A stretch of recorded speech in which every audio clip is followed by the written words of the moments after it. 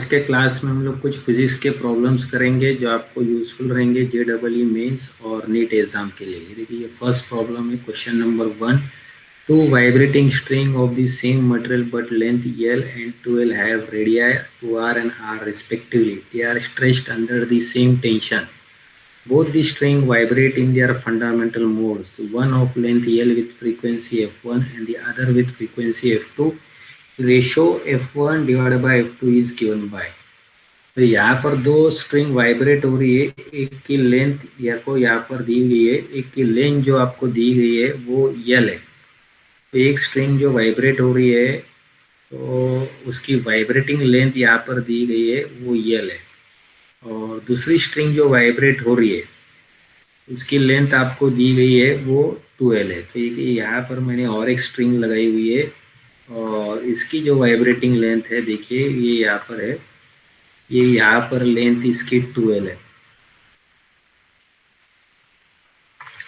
अब ये जो स्ट्रिंग है ये थोड़ा सा आपका मोटा है, यहाँ पर इसकी रेडियस ज़्यादा रहेगी और दूसरी स्ट्रिंग की रेडियस कम रहेगी। तो यहाँ पर ये जो स्ट्रिंग है इसकी लेंथ देखिए यहाँ पर ये 2L है, और फर्स्ट स्ट्रिंग जो है इसकी लेंथ देखिए यहाँ पर ये L है।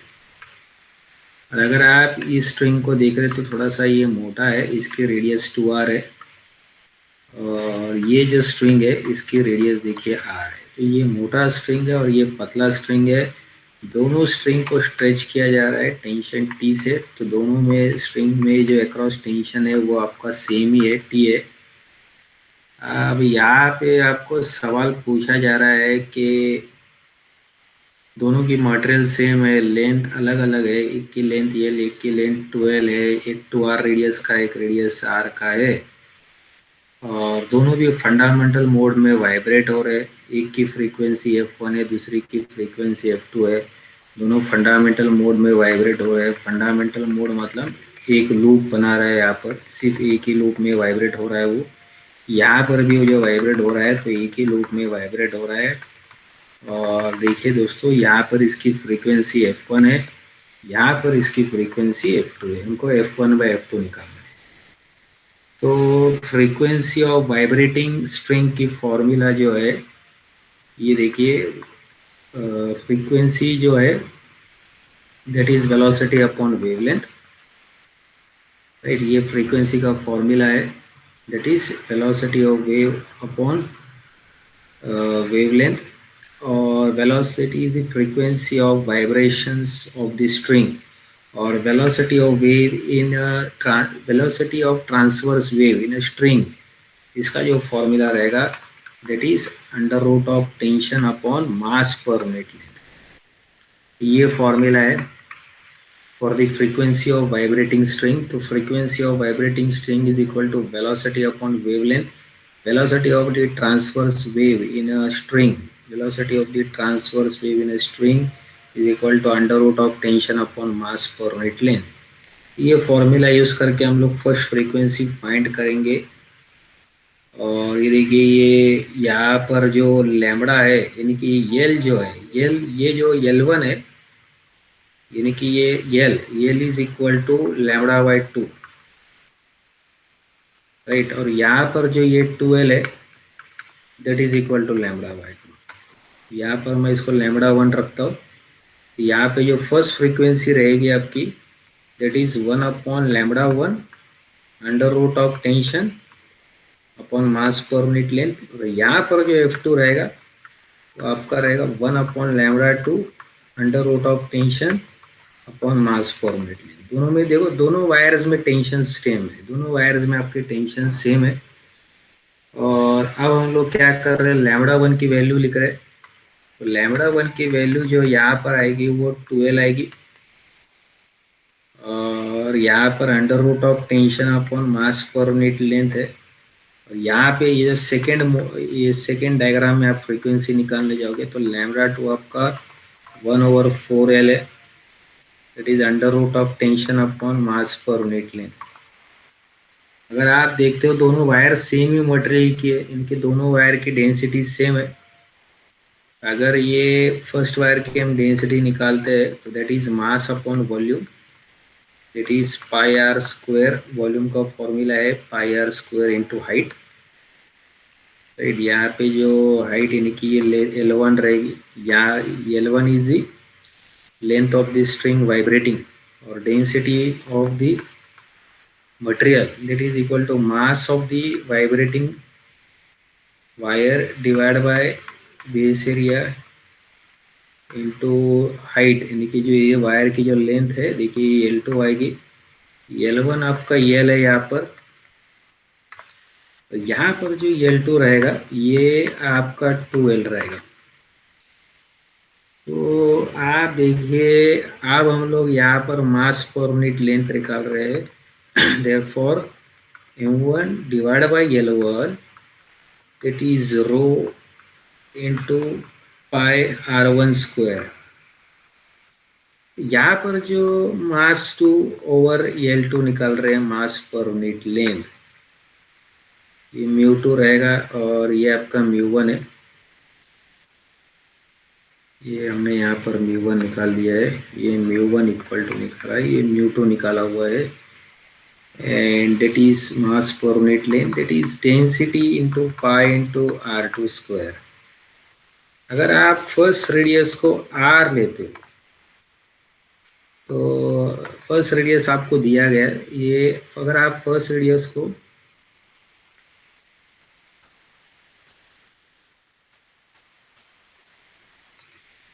इस प्रॉब्लम में हमको दिया गया है, फर्स्ट रेडियस जो रहेगा वो हमारा क्या रहेगा 2R रहेगा और सेकेंड रेडियस जो रहेगा वो हमारा R दिया गया है। ठीक है, ये फर्स्ट रेडियस देखिए यहाँ पर दिया गया है, ये फर्स्ट रेडियस जो 2R है और सेकेंड रेडियस हमारा R है, तो वो हमने डाला हुआ है इधर।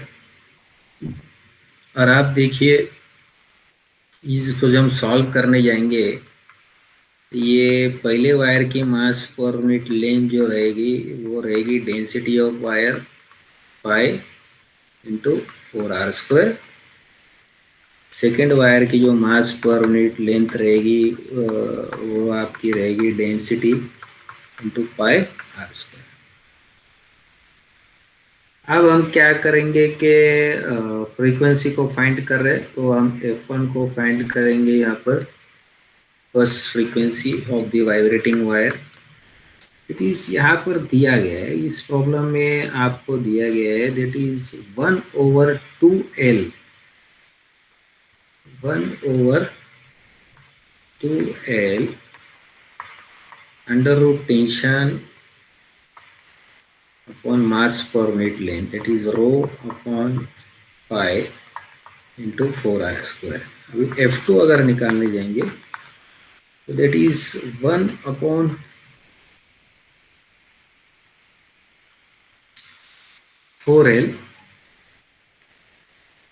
1/4L under root T upon μ2, that is density into pi R square.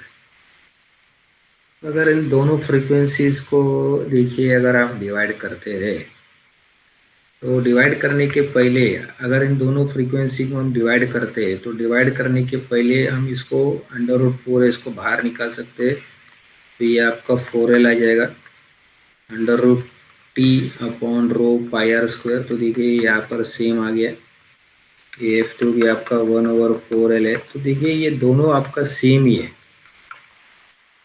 तो इसका मतलब देयरफॉर F1 अपॉन F2 आपका 1 रहेगा, रेशियो विल बी 1। तो इसका करेक्ट आंसर जो है F1 upon F2 is equal to 1 है।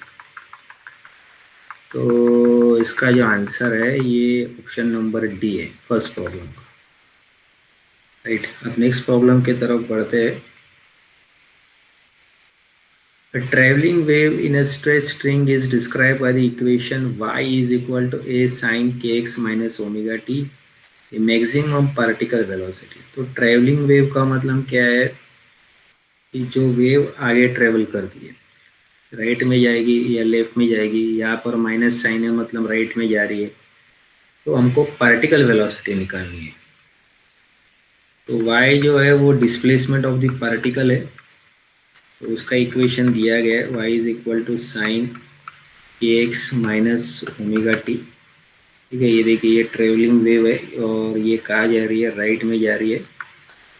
तो अगर ये पार्टिकल हम लेते हैं यहाँ पर, इस पार्टिकल का डिस्प्लेसमेंट का इक्वेशन दिया गया है, आप हमको इसकी वेलोसिटी निकालनी है। तो कोई भी पार्टिकल का डिस्प्लेसमेंट है, एनी पार्टिकल का डिस्प्लेसमेंट ये इक्वेशन रिप्रेजेंट करता है।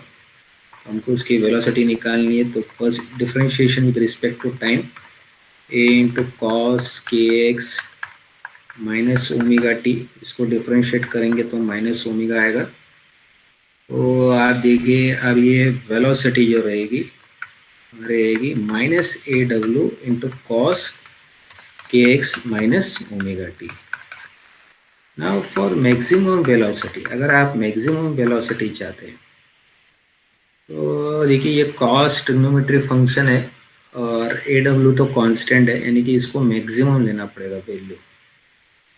फॉर दैट मैक्सिमम वैल्यू के लिए कॉस की मैक्सिमम वैल्यू जो रहती है आप जानते हो ये 1 आती है, राइट। तो therefore maximum velocity will be minus A dot W, right. यहाँ पर माइनस साइन नहीं दी गई है तो जैसे इसकी एब्सोल्यूट वैल्यू दी है तो इसका आंसर हम ए लिख सकते हैं। नेक्स्ट क्वेश्चन की तरफ बढ़ते हैं, that is question number 3। The ratio of speed of sound in a nitrogen gas that in a helium gas at 300 degree Kelvin is. तो speed of sound in a gas, speed of sound, अगर आप velocity of sound निकालते हैं gas में, speed of sound in gas, उसका formula जो रहेगा under root of electricity of the medium divide by density of the gas. और for a gas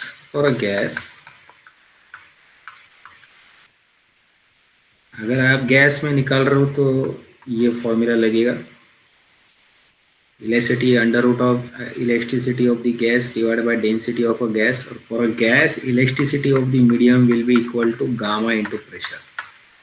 ठीक है, सॉलिड के लिए क्या आएगा, यंग मॉडुलस आएगा, लिक्विड के लिए बल्क मॉडुलस आएगा, और गैस के लिए जो है इलेक्ट्रिक कांस्टेंट जो है इलेक्ट्रिसिटी वो आपकी रहेगी gamma into pressure. Velocity of sound in a gas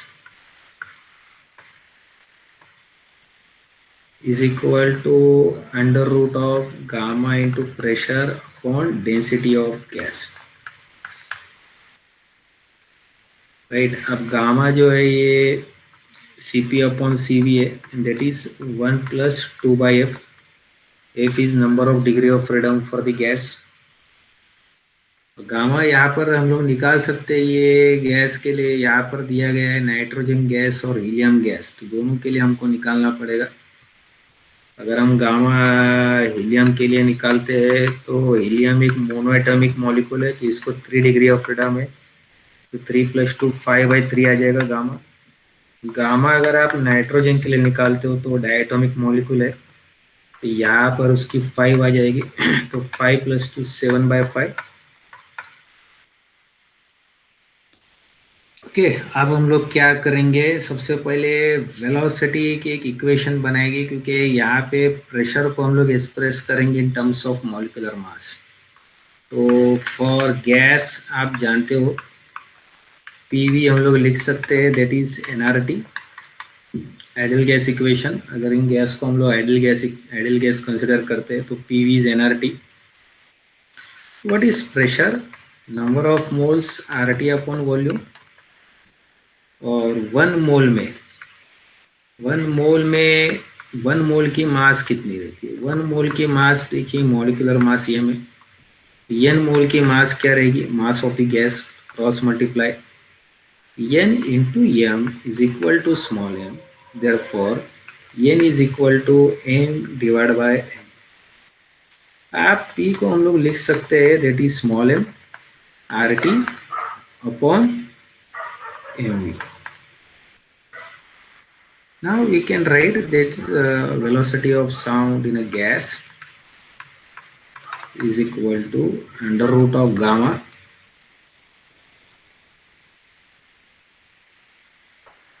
pressure हम लोग लिख रहे हैं यहाँ पर, देखिए ये डेंसिटी ऑफ गैस भी मास अपॉन वॉल्यूम है, तो और ये हम लोग इसको लिख सकते हैं, that is M R T upon M we.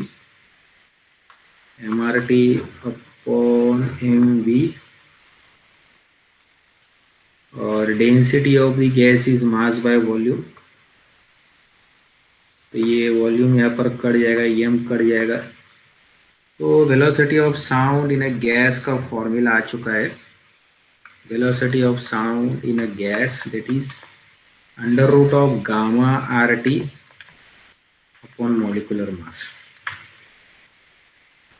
अब गामा की वैल्यू अलग है, हमको क्या करना है यहाँ पर, पहले वेलोसिटी ऑफ गैस हम लोग निकालेंगे। समझ लो आप हीलियम का निकाल रहे हो, तो velocity of sound in a gas helium that is under root gamma. Helium के लिए गामा हमने निकाल रखा हुआ है, वो आप देखिए यहाँ पर कितना है, 5/3। इसको हम 5/3 लिखेंगे। आर की वैल्यू है, टेम्परेचर 300 केल्विन है। मॉलिकुलर मास हीलियम के लिए कितना है, 4 है। अब हम निकालेंगे velocity of sound in the gas nitrogen under root of gamma. अब नाइट्रोजन के लिए देखिए ये गामा की वैल्यू जो है वो 7/5 है। हम लोग यहाँ पर 7/5 लिखेंगे। आर कांस्टेंट है, टेम्परेचर 300 केल्विन है, और नाइट्रोजन की जो मॉलिकुलर मास यहाँ पर रहेगी वो 7/5 हमने लिखा हुआ है, इसकी मॉलिकुलर मास नाइट्रोजन। तो बेसिकली हीलियम जो है ये मोनोएटॉमिक मॉलिक्यूल है, तो इसका मास नंबर 4 और 2 है, तो इसका मॉलिकुलर मास 4 है। नाइट्रोजन जो ये डायटॉमिक मॉलिक्यूल है, तो इसका 28 रहेगा यहाँ पर। अब हमको पूछा गया है कि दोनों की कंपैरिजन करनी है, दोनों की कंपैरिजन करनी है किसकी, नाइट्रोजन और हीलियम की। अगर आप दोनों को कंपेयर करते हो तो सबसे पहले इसको भी हम लोग सॉल्व कर सकते हैं। यहाँ पर ये 7 1 7 है, 7 4 28, 5 1 5, 5 6 30, ये 60 आ सकता है। ये इसको 4 1 4, 15 आ रहा है, ये अंडर रूट ऑफ 15 आ रहा है। ठीक है, और इसको अगर हम लोग सॉल्व करने लेते हैं तो ये 100 आ जाएगा इधर। ये भी सॉल्व हो जा रहा है। 4 2 8 और 4 5 20, 800/4 इज 25। और अब ये 5 इंटू 25 रहेगा इधर, 5 5 25, 5 2 10 12, 125 आ रहा है इधर velocity of sound in helium, and velocity of sound in nitrogen is equal to under root 15 r आ रहा है। तो अगर दोनों की वेलोसिटी हम कंपेयर करते हैं तो देखिए यहाँ पर ये 15r/125 r आ जाएगा, r कट जाएगा, 5 3 15, 5 2 10, 5 5 25।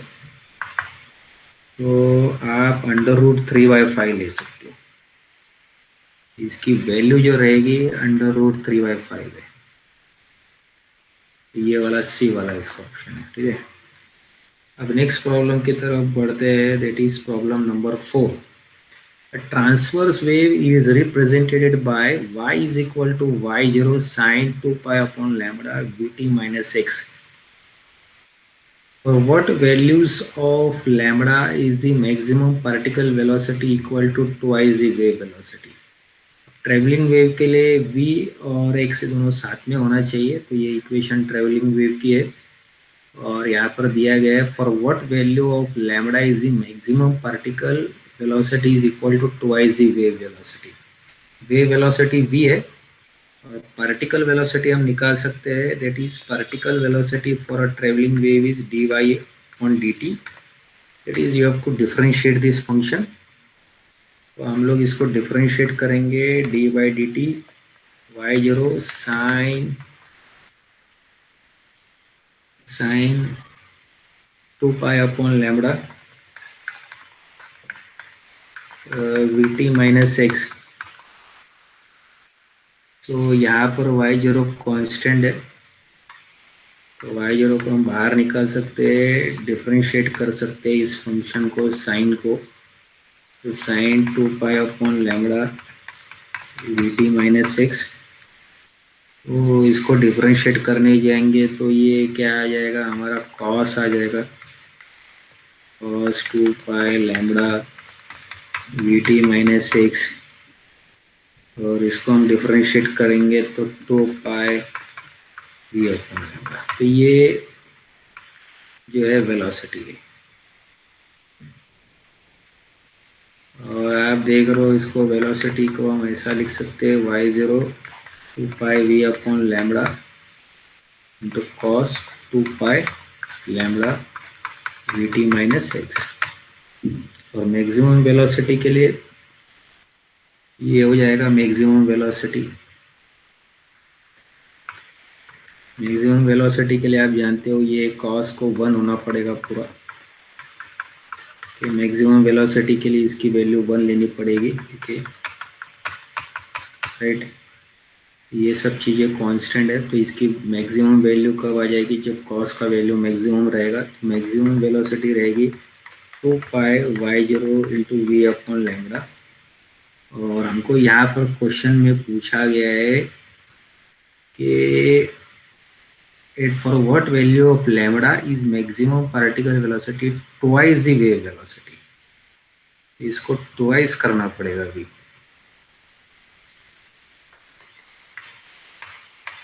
2 टाइम्स v करना पड़ेगा, और हमको लैम्बडा फाइंड करना है,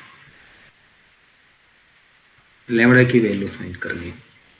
तो 2 pi y0 into V by lambda is equal to 2v, v cancel हो गई, 2 कैंसिल हो गई, therefore lambda should be equal to pi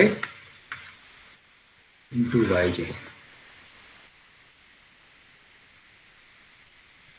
तो ये देखिए यहाँ पर ऑप्शन है, तो इसका आंसर नंबर ये डी है। अब नेक्स्ट प्रॉब्लम की तरफ बढ़ते हैं, that is problem number 5। Two traveling waves y1 is equal to a sin kx plus kct and y2 is equal to a sin kx minus kct are superposed on a string।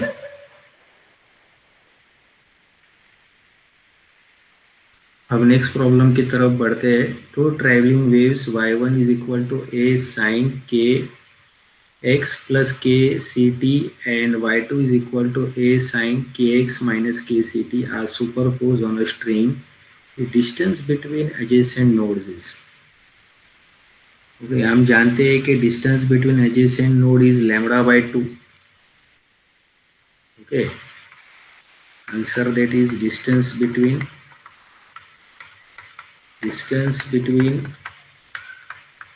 two nodes is lambda by 2। और यहाँ पर जो option दिया गया है, देखो ये k के टर्म्स में और c के टर्म्स में है। तो k की वैल्यू हम जानते हैं कि k की वैल्यू क्या है, 2 pi by lambda, k is 2 pi by lambda. तो इसको k में एक्सप्रेस करके देखते हैं, तो लैम्बडा क्या रहेगा, 2 pi by k, therefore lambda is equal to, k हमारा वेव नंबर है, k is equal to 2 pi by lambda, तो lambda is 2 pi by k।